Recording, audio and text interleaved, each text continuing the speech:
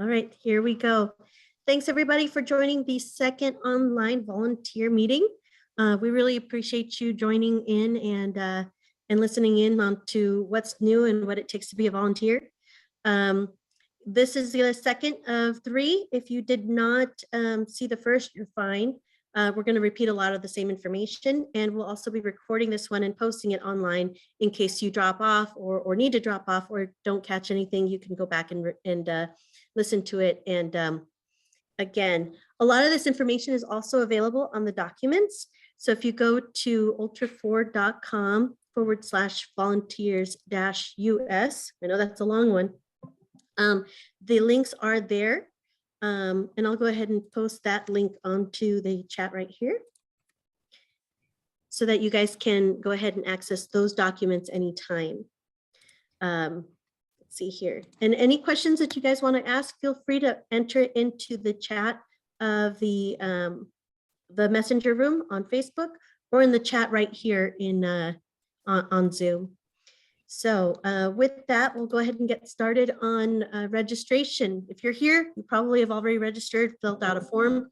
If you did not hear from me, I really do apologize, guys. I think I'm about several hundred emails behind at this point.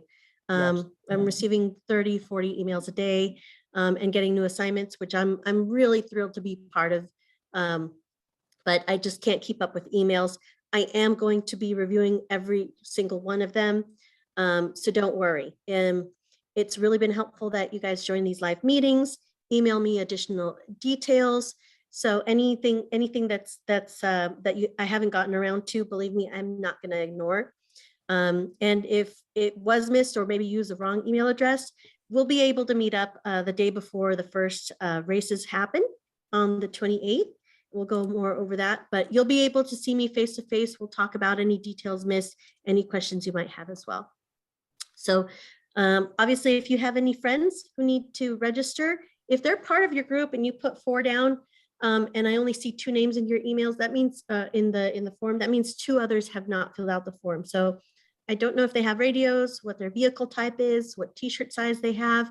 It's really important for every single person in your group to please fill out a form. If they're kind of a ride along and help out with recovery and whatnot, that's all right. But we still want to have their first last name for the reimbursements, okay? So that's number 2. GA admission for the front gate is actually not closing on the 20th. That was old information from last year. It will be available up until basically Pennywise plays on Saturday night. So people can still get in, watch a great show, even if they miss racing all week long. You can go online, buy your tickets there. And it's going to be so much easier to reimburse you guys with that confirmation code in my inbox because the online refunds are just essentially reversing the payment made online. Let's see here. So you're watching this video. There's documents available. There's also a sign up for camping if you guys need a spot to camp with because you're coming out alone or you want to just come camp with other volunteers. Dolly and China are taking signups. They have a link and it's also on the Facebook group page. So how do you get refunded? You send me the confirmation code and you show up. That is the number one thing we're really encouraging everybody to do. Make sure you show up. If you can't, please let me know ahead of time so I know that your spot's going to be available or needs filling. And that way we'll be able to distribute people as best as possible. And then when you do show up, that morning of race morning, you'll meet your area manager as your designated meeting spot. It may not be in Hammertown. It may be, in Cougar Buttes or by Jack, wherever you're close to. They'll be giving you your wristbands, checking you in off their list, and then answer any last questions you might have, how to get to your post or your assignment. But it's going to be really close. So we'll probably pick, mid portions of entrails that kind of distribute to different trails to the different spots. So with that said, that's essentially how it's going to work. The area managers give me those lists at the end of the day. And then I add those to a major list that I send to the CFO at the gate, and they start processing reimbursements. Latest would be the 12th or 15th, I believe, of February, but they should be processing them pretty quickly. So if you come here, you come in as a spectator, don't worry about it.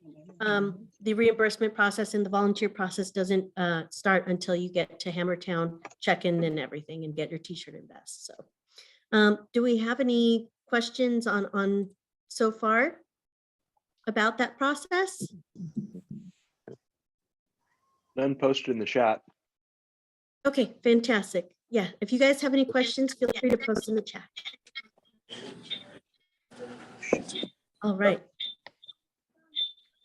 Next is going to be the when assignments are coming. As I'm gathering all the details and names of people attending these meetings, I'm already starting to work on assignments. I started with some of our leads, as well as recovery crews. So you'll be getting assignments trickling in today, tomorrow, Monday, Tuesday, as late as Wednesday. If you're not assigned, not to worry. We can go ahead and make sure that you guys get your assignments during check-in. So the check-in windows are going to start Friday, the 28th. We're going to have a volunteer headquarters stationed right near Gate 3. If not inside Gate 3, then outside Gate 3 in Ballville. And you'll see the banner. We'll have Ballville there, and I'm going to talk to the people at the front gate, show them exactly in and around Hammertown where it's going to be. So if you guys have questions on how to get there, you'll know how to get here.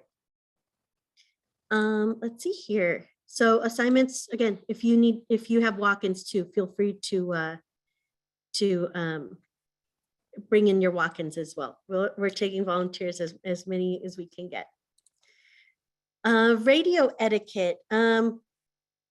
I don't know if anybody has worked races before, but there's a certain way to make sure that you call in and out of radios. There's only a few things that we need communicated, not everything. And so, for example, if there's a car that is stopped, don't need to call that in. Just make sure that you monitor the situation. Maybe go and check on that car to see if they're stopped. If there's a rollover, we don't want people to panic and say, roll over. We've had that happen before. What we need to do is to just call in really calmly whoever you're trying to reach and then who you are. So for example, if I'm on CM39 and I say, ops, this is CM39, wait for a response.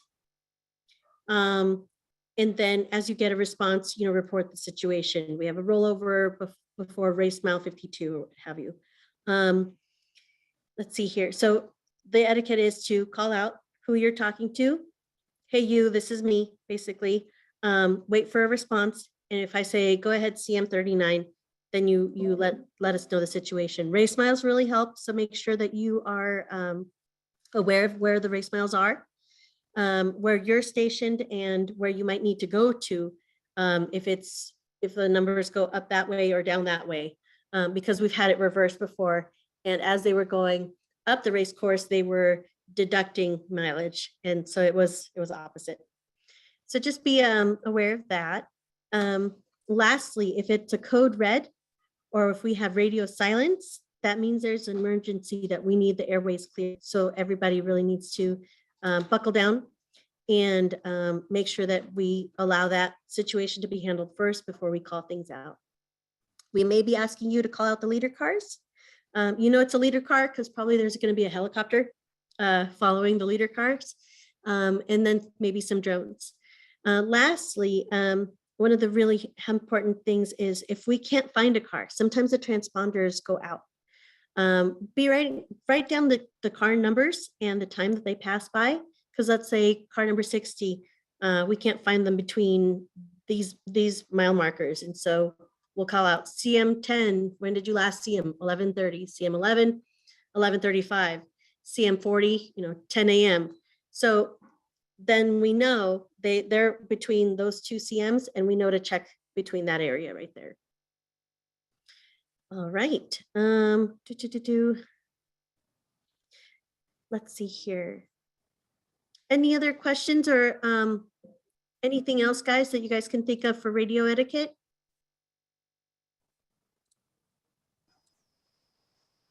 Nope, going once, going twice. I was just gonna say stuck mics, just make sure you don't stick it in your pocket and accidentally key up. Yes, that's been a big problem before, is stuck Yeah. mics. There was one guy that had a stuck mic and he told us all about the consequences of eating a bad burrito from this restaurant. The And everyone heard it. The diarrhea last year. I remember the diarrhea story from last year. Do you remember Oh, the yeah. And diarrhea? I will never forget that. But that is a prime example of what you don't want to have happen. Of course, there's going to be people that are talking about what just happened and they're excited and whatnot. It's really hard to find out who is having a stuck mic. Just make sure you point it in a good, you put it in a good position so that it's not leaning on anything or touching anything. What's up, Brian? Here's a good clue. There's a lot of chat going on in the radios, and if you're not hearing it, your mic could be stuck. Very good Probably point. is. Aware of that. Absolutely. Also, when calling in, always, the first name you should say is who you're calling and then who you are. Right. Dave, you beat me to the punch. Sorry. Hey, you, it's me. Yeah. Yeah. Oh, So, yeah.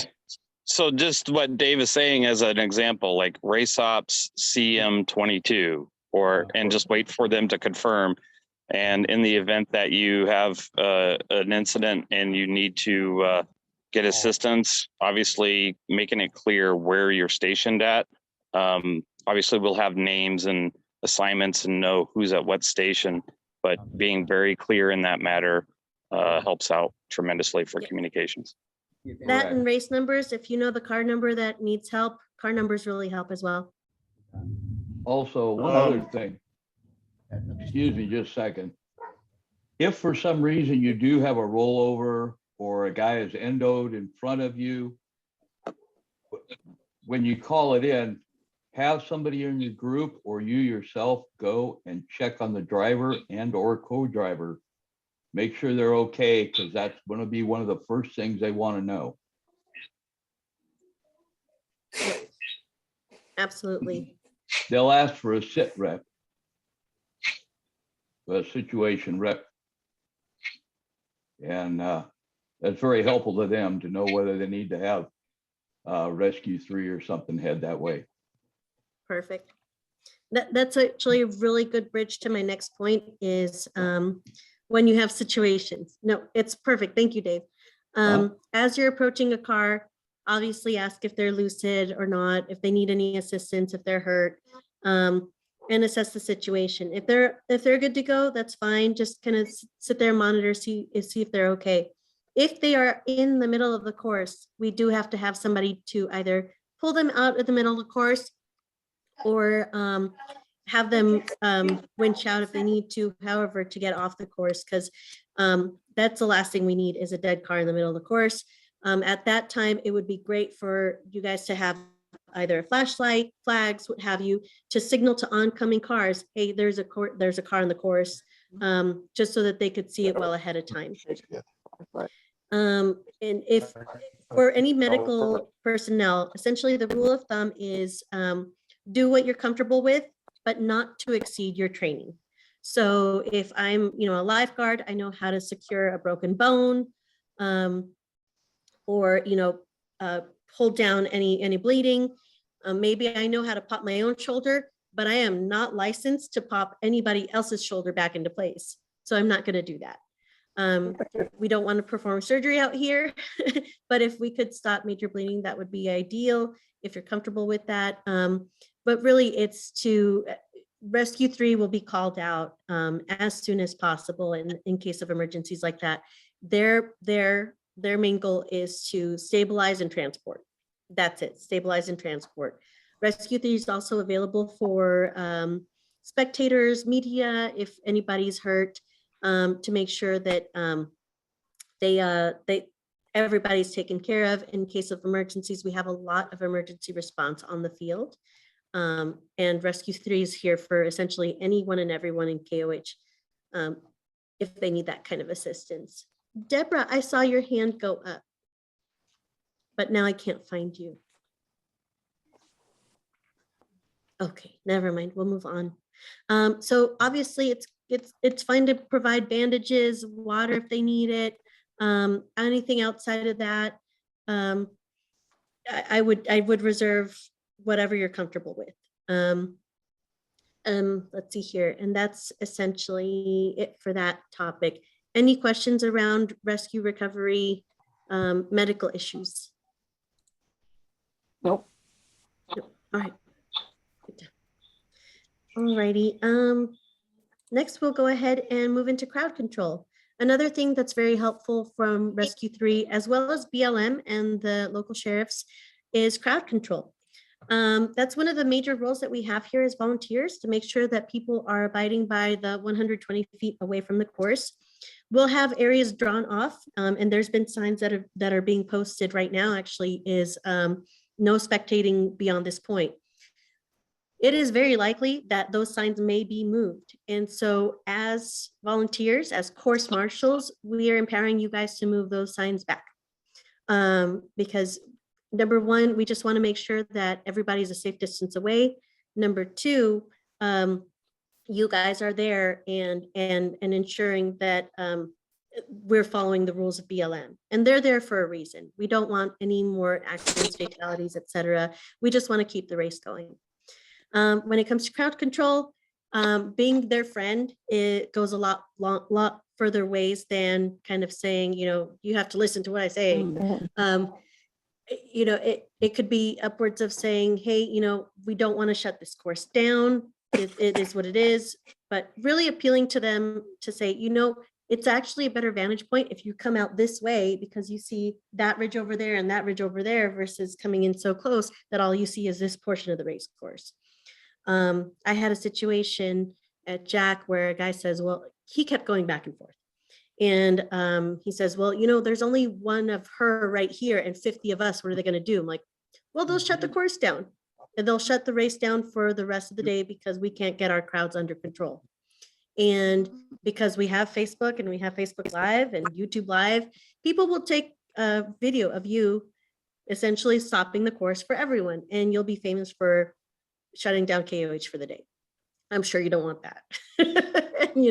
And then I started telling him stories like this guy over at Backdoor would not listen, and he was media. And finally, he said, well, fine, call BLM on me. I don't care. They got BLM called out, and BLM escorted him outside onto the 247, removed his wristband and said, thank you, but you're no longer welcome here. And the guy said, oh my God, they really did that? I'm like, absolutely, they did that. Media is not, immune to safety rules either. So if they're kicking media out and, they're calling our bluff, we'll absolutely call your bluff too, unfortunately, because we want to continue racing year after year. And we don't want anyone ruining that for everyone, right? And so it's like, and he took me more seriously after that. So those stories and appealing to their side of we're all on the same team and we're all here to having fun. That's the best way to approach crowd control. Do not use physical force. Don't put yourselves in any danger. Of course, there might be some alcohol out here. I don't know if you knew, but people drink out here. And so make sure you stay on the good side. If it's really out of control, call it in. Rescue 3's here, BLM's here, the sheriffs are here to support volunteer efforts to making sure rules and safety are followed really well.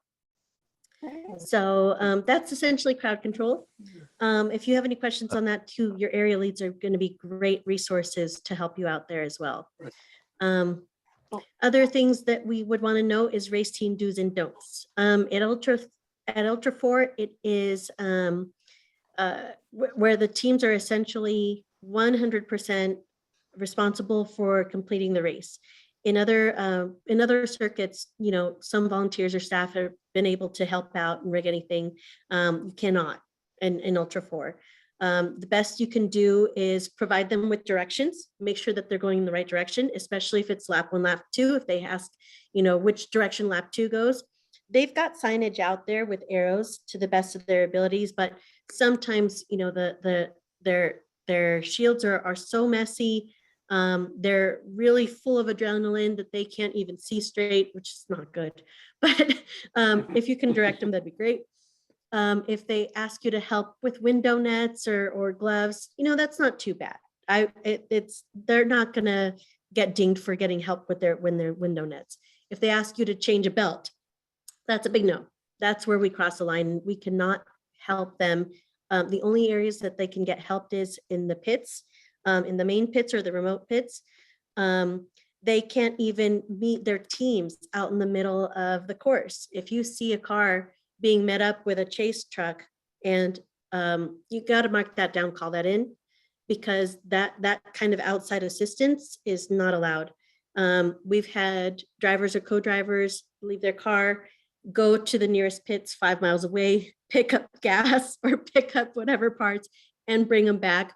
And the media loves that. They've followed them sometimes because it's really, that's what this race entails. And if they're going to win, they're going to finish, they should finish it right. They should finish within the rules that every other team is following. And that's what makes this such a difficult race, is those stringent rules and really making it happen as a team. Any other race team do's and don'ts that I may have forgotten? Oh, drinking. Please report it if you see any teams drinking, anyone in the pits drinking. It's completely not allowed. We don't want anybody getting hurt because of poor judgment. And then in the pits, you guys will have your own set of rules to look out for. Gas cans are supposed to be on top of a tarp. Vehicle's supposed to be on top of a tarp, and the person fueling should be essentially covered head to toe with the fire retardant requirements. And no one is to touch or work on the car while the car's fueling. So you'll get more information on that if you do work a remote pit. Right. Guys, did I miss anything else on race team do's and don'ts? All right, going once, going twice sold. We'll go over posts. We went a little bit over what the people at the pits do, controlling them, making sure that they're not going any for faster than 35 miles an hour. There's going to be another speed zone out on Powerline Road. If you're familiar with KOH, with Johnson Valley, out in Cougar Buttes, there's Powerline Road. There's going to be 2 stops, 35-mile-an-hour zone there. Both remote pits are going to be 35-mile-an-hour zones as well. There's going to be several more checkpoints this time around as well. Cars need to come to a complete stop, not a rolling stop. If they come in slower and stop ahead, they're probably going to be able to leave faster than the people that are rolling stops because they're trying not to stop, but you have to have them come to a complete stop. Those stations might get stickers as well, which is really fun. They come to a complete stop, you slap a sticker on one of the cards, and then they go. Most of us are going to be course marshals, crowd control, making sure everybody's staying a safe distance, watching the cars to make sure that they've made it all the way through. Josh had a good catch at one of the night races where he saw lights come in behind the ridge and did not see them come out. They thought the course was cold. Everyone was accounted for. We went to check on them, and there was a car stuck with no comms, no electricity whatsoever, and a storm was coming. So we tried so hard to get their car going again, couldn't get it going. So we just attached and pulled them across and got them to their pits right as it started raining in the middle of the flood zone. So that was fun. Let's see here. So that's that for course marshals. Really just talking to the spectators. They'll come up, ask questions, because seeing their vest on, they know that you've been in and out of the details as a volunteer. And so they'll have plenty of questions. It's great to have the printed paper maps that we're going to print out ahead of time and distribute at check-in to show them some good viewing spots. You guys might have seen the map, the spectator map already posted in the KOH Volunteers group, as well as the new link to the maps of Hammertown. So giving them information, making new people, meeting new friends, making sure that media is not going too close to something that's dangerous. They do have kind of a free range, but if they're standing on the outside of a turn, please tell them, hey, that's not a good area to stand on. That's where rollouts are going to happen. So for those of you that don't know, let's say there's a turn that goes this way and the car is approaching this way. If they take that turn too fast, they're going to roll over here. So outside of a turn. It's definitely not somewhere where you want to be stationed, but make sure that spectators and media stay out of those areas as well. This year, we're going to have turkey claw as part of the course. We're going to have a lot of spectator control there. We may give you guys some tape to put up to put a barrier of where they can't cross the rocks so that people don't climb down into the rocks, slip and fall, and then run into a car. And I think those are all the posts that we mentioned. Road crossings, essentially making sure traffic does not collide with a car. So they'll have to have a certain distance from an oncoming car before they can cross into another region. And I think those are all the posts. If you're selected to help out with media, be a media Sherpa, you'll probably know the desert well enough to take them around to the spots they need to get to, or make sure that you're spotting a drone. And I think that does it. Any other questions on what each post does and does not do? If you do, we did do a write-up on the documents so that it describes a lot of what each post does. But go ahead and ask me here, ask me when you check in. But Hannah's mom and dad, what questions do you guys have? So last year there was a lot of unnecessary winching that was being helped with. Now, what's the rule for that this year with if we winch a driver, are they disqualified? Because last year it seemed like a lot of people were getting winched and they were not getting disqualified. For safety reasons, to get them off the main course area was a lot of the reason for it. And how long do we wait before helping them? You know, Cynthia, I I can think speak I've to got that. Tyler on the call. Tyler is one of the head dude at Winch Mob. There we go here. Winch Mob, Tyler, I'm gonna unmute you, but from what I understand, the drivers are supposed to be able to winch themselves. All the cars should be outfitted with winches, and any outside interference essentially DQs them at that point. Otherwise, I've seen people stay out all day and become part of the course because their car is stuck. They're now an obstruction, and people now need to find a new line through that obstacle or drive right on top of that other car. Yeah, Josh, you're right. If it is a safety issue and it does create a jam, the race director will make that call. We won't make that call for that, but we will report it. So that's something that we want to report as soon as possible. But it would be kind of a case by case. Normally, if they do get outside help, it's an automatic DQ. But you know, anything can happen. If there is a major rock that slides into the middle of the trail the night before, it's no longer the same course that we had outlined when we put those flags out and when we put the GPS files out. So the race director will make that call. Curtis, do you And want to say so- something? Yeah, in open desert, if you're a course marshal or just anywhere in open desert and somebody runs out of gas, gets a flat tire, for some reason is stopped on course and can't move themselves, if you have the ability to tow them off course 200 feet, so they're off course and they're safe, do that. That's fine. If they fix their car and get back underway and now they're going again, great, that's fine. Don't tow them back to pits, anything like that. That would be outside help. If you're an active recovery crew, go to town, have fun. But if somebody's just stuck on a rock and you're not an active recovery crew, that, to the best of my knowledge, is when it needs to be checked. But generally, if it's a hard trail and they are gonna need recovery help, there's gonna be a crew there. Yeah.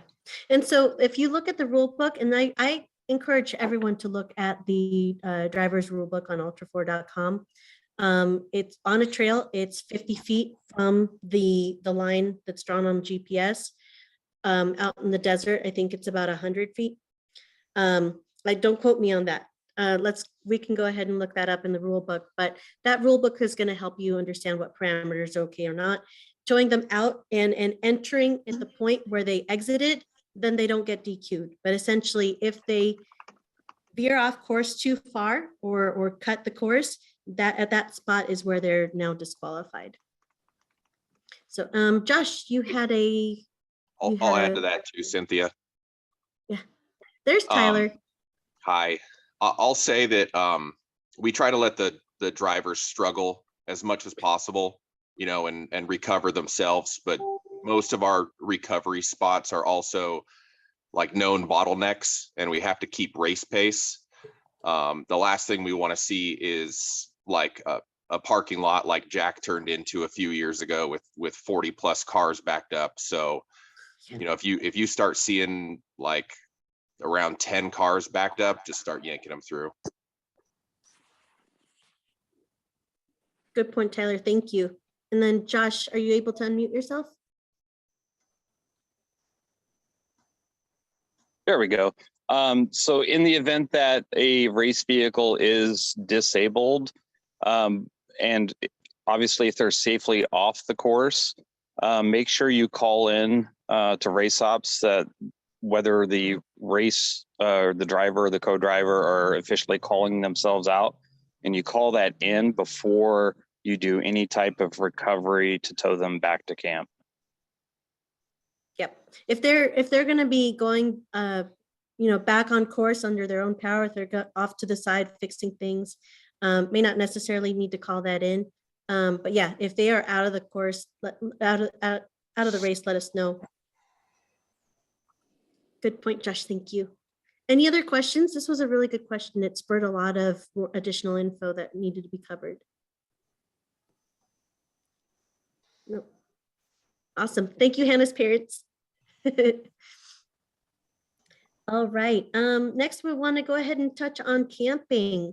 Before we talk about Dolly's camps, Fallville and Hammertown Heights, Clint Cunliffe, he got us on a few podcasts earlier this week, and he made a really good point to help, you know, recruit volunteers, but also just to be prepared for the day.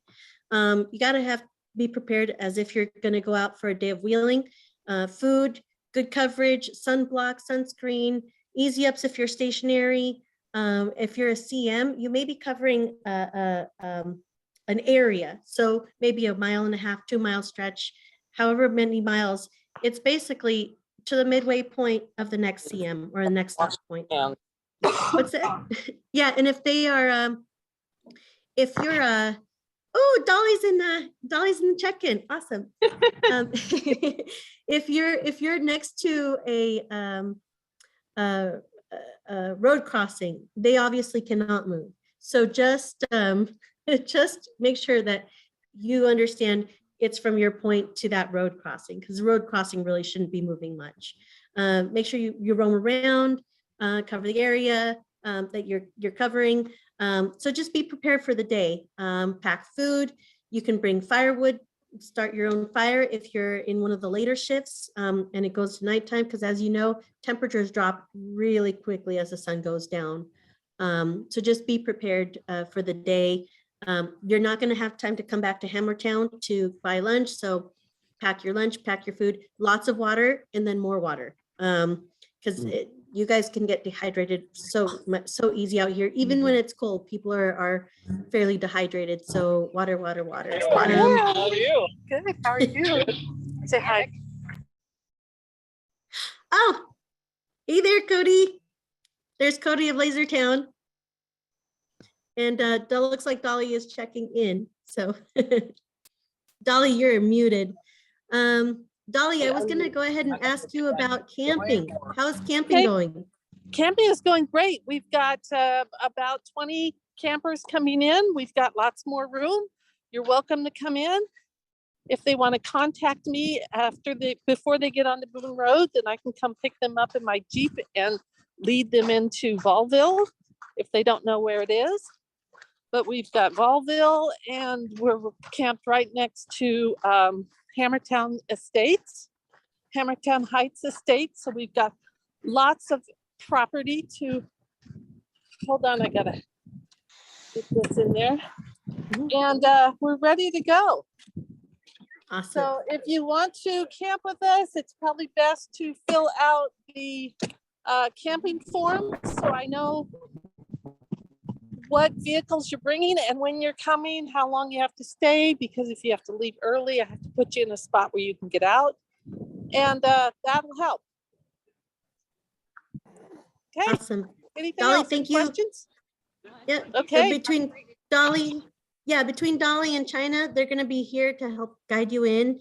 If you don't have a camping spot, it's open desert, so feel free to pick a spot or join the camps. This year, Valville is right outside of gate 3. So if you find gate 3, you pretend you're going into gate 3 and you're going to run into Valville.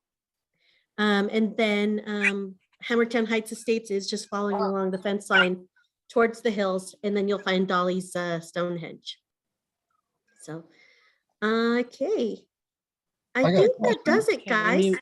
Oh yeah, go ahead, Justin. Okay, so with recovery, I know this is backtracking a little bit, but so say we have a rolled over vehicle in the middle of the trail. Are we allowed to, obviously we can roll them back over, but does that disqualify them from the race if we roll them back over? That's a good question. That's Tyler, the do you only time I know? could see us actually being able to, give assistance without them being affected by the course, by the rules. So that's why I was wondering.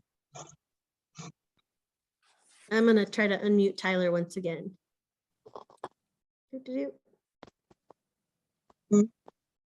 That I don't know. We could possibly go back and table this, and I'll post it in the Q&As so that everyone's aware. Definitely. I'm gonna say no. I mean, didn't Blyler roll coming down backdoor last year and still won? I wasn't paying too close attention, but So yeah, did he roll down back door? Yeah, he rolled down on back door, and Clint and the recovery crew there got him flipped back over right away, and they were able to still win. Okay. Oh, fantastic. Yeah. So it's a first. I mean, it's obviously a safety issue first and foremost, but I mean, we've rolled plenty of people back over and sent them on their way. So. Great. Fantastic. Good to know. Thank you, guys. So yeah, but Josh, to Josh's point, definitely call it in if they're completely unable to self-recover. If they are getting outside assistance, call that in as well. Cool. And then that actually was the last point I wanted to make, camping with Dolly. I see another hand up. Unless Hannah's parents forgot to take their hand down, but I'll go ahead and unmute them again. All right. Actually, I had a question about when's the group leader meeting gonna be? Group leader for recovery? Yeah, We're looking at Tuesday night. Tuesday night. Do you know Tuesday what night time? at 6 p.m. Tuesday at 6 on Zoom or what? Yeah, on Zoom. I'll go ahead and send out an invite to recovery group leads. Okay. At 6. Dolly's trying to ask a question. All righty. Dolly, are you there? Thanks, Micah.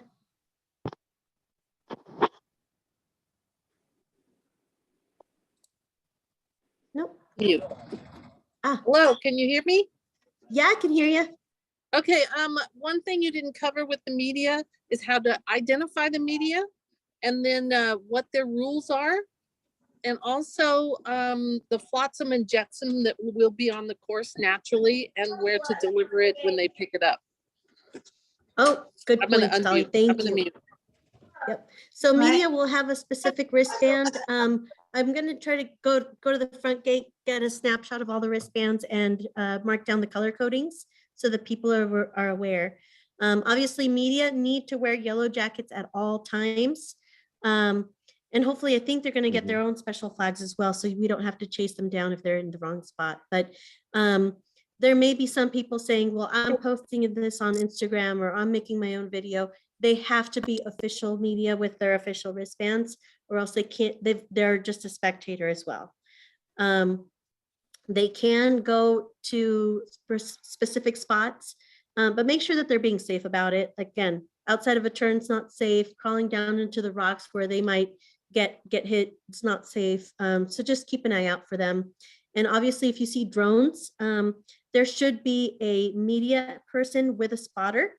If you don't see a media person with a spotter and someone's operating a drone, drones are just not, absolutely not allowed. We have helicopters that are keeping tabs of where those drones are so they don't collide, as well as other drones. And just to make sure if somebody's being unruly about bringing their drones down, go ahead and call it in.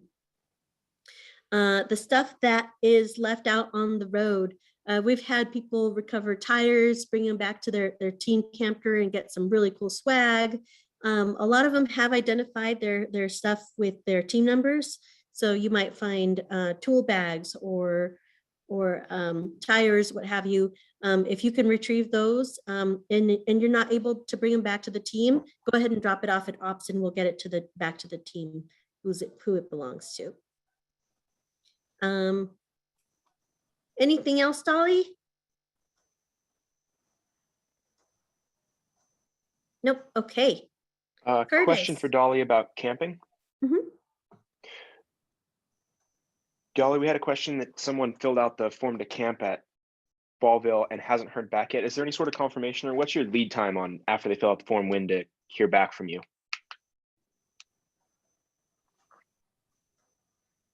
Oh, Dolly's muted. Hold on.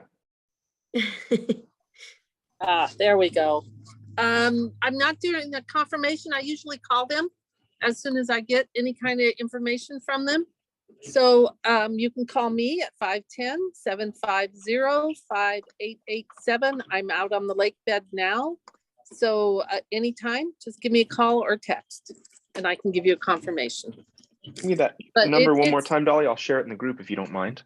Not at all. 510-750-5887. Awesome. Thank you. Cynthia, we also had a question about maps. Do you care to give an overview on that again? Yes, we are in the midst of figuring out whether we're going to go with a very big sponsor for map distribution. I think they're going to have a very big presence here on the lake bed anyways, but it's looking like for volunteer distribution, it's going to be Cardo Tracks as well with Jake White, where the email address that you filled out a form for is going to be the email address that I'm going to send to him. And as you log into Cardo Tracks, you'll have access to maps that the general public does not. There will be, obviously, the maps of the spectator areas in Hammertown are going to be free and available to everyone like they are now. But for courses and spots and, trail names, we've added trail names to the GPS files this year. I'm still seeing if I can squeeze in putting in tracks for volunteers and recovery, just because of the sheer amount of details that need to be added still. The volunteers will have their own version of the map that has a lot more information than the general public or teams have. And that will be made available to you guys for free on Cardo Tracks, given your email address that you filled out a form with. So if you did not fill out a form, or if you got team members that say, oh, just add me on to you, they're not going to be able to get access to the maps unless I have their email address via that form. So just another reason to fill out the form. You can go ahead and download Cardo Tracks now, or actually it's going to be Avenza is what they usually added. Hold on. Yes, Avenza Maps. Cardo Tracks, you can create your account, but the map won't be available until I believe midday Wednesday, I want to say. Please keep an eye out for communications then. I'll also be posting it on the Facebook group, but we won't have access to the maps until the drivers have access to the maps, just so it doesn't leak early. And but we'll make sure to have that available. Another reason we'll have a volunteer headquarters is that we want to go ahead and figure out how we can provide Wi-Fi access to people that don't have it to download the maps. So I suggest downloading Avenza Maps now and logging into Cardo Tracks, creating that account. That's just that few more steps that you need to take before you hit the lake bed. But yeah, the Wi-Fi access is going to be up and available during check-in. If it goes Cardo Tracks, if you already have a Cardo Tracks account already, and you are using the login name that I have on your form, then yes, once the volunteer map is uploaded, it will be available only to you, and it'll be free to download. Thank you, Curtis. Okay, we're actually ended fairly early. We've got plenty of time for questions. I think we covered everything. Again, a lot of information is found in the documents. Radio frequencies, they're usually Ultra 4.1, Ultra 4.2, and Weatherman. You can go to PCI if you have a PCI radio, Rugged if you have a Rugged radio, or come see me during check-in to help get help with radios. I know, Curtis, you provided your dates for tech to see if we needed to reprogram radios. You guys are going to be there to help. Thank you, Chris, for coming. You're logging off. And I did have questions about Lawrence files, USR files or URS files. We're working on making sure that that file is also distributable to volunteers. So that is a TBD. And I see Bob's hand up. Bob, what's your question? Sorry, can you go over, I was busy reading something on the chat there. When will the map files be available for us to download? The reason being is obviously I'm going to be in transit. Yep. I believe pre-running is going to be on the 27th, so the night of the 26th. Okay, so next week, middle of next week. Yep, that's fine. I should have good email at that point. Thank you. Yeah. Not to mention on the 28th, we'll have Wi-Fi available for you guys at check-in so that you can download it there as well. Yeah, I won't be on the late bed till the 2nd. So. Okay, we have another check-in date on the 2nd. And any day that I'm in ops on the 29th or 30th, I'll try to help out. But the 28th and the 2nd are check-in days. We'll also have people manning the booth on the 31st and 1st. Hours are going to vary at those times, but we'll have the signs posted as to when people will be available to help. Cool. And what area is the shootout in? I don't know yet. I have the master GPX file with different routes, media locations, and I don't know where the shootout is located yet. So TBD. They've actually announced in the live stream that it would be in the short course area. We don't know where, but somewhere in that general area. Right. So that's going to be a layer that we add to the map at some point. Anything else? Oh, one thing I do want to talk about is the UTV race, that grudge match. It's going to be fun to watch. They'll take the first 20 finishers, put them in reverse order, and start the grudge match for a $10,000 pocket. So that'll be fun to watch. Obviously, there's going to be live music. You guys can get out and enjoy them. Hired Gun Trio's playing on Saturday before the LA Dueling Pianos. We've got Pennywise on the next Saturday, and I believe Sublime on Wednesday, the 2nd. So, and then lots of bands preceding that too. And I think that's it. So if we don't have any questions, please feel free to post those questions up in the Facebook group. It's really helpful when you post them there because guaranteed other people are going to have that same question, and we'll have people there answering them a lot faster than I can get to them. Feel free to email me, text me. Text works better for immediate concerns. I want to make sure that you guys are taken care of and have your questions answered as you prepare to make it to the lake bed. I honestly think it's going to be a really, really fun year. We have a great team working on, pretty much every day at this point. So I'm really excited to meet everybody and I'm really excited to have the week get started. If you have any questions, reach out. But thank you everybody for your support. All the race teams and the staff here are completely supportive of the volunteer team. You have no idea. They really go out of their way to make sure everything that's needed gets taken care of, because this race can't happen without us. So without you. So again, thank you for coming out. We hope you guys have a great time and we'll see you here at the lake bed. Bye everybody. Bye.